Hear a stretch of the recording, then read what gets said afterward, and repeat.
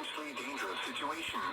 Specially built receivers can be automatically activated by the signal to warn of the impending hazard. Tests of the signal and receiver's performance are normally conducted by the National Weather Service every Wednesday between 11 a.m. and 12 noon. If there is a threat of or existing severe weather in the area on Wednesday, the test will be postponed until the next available good weather day. Problems with reception of this broadcast, normally more noticeable at greater distances from the transmitter, can occur even though you are using a good quality receiver in perfect working order.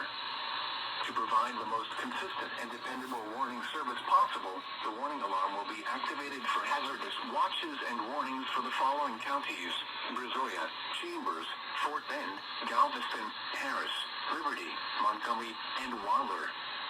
Repeating, this is a test of the NOAA Weather Radio's warning device.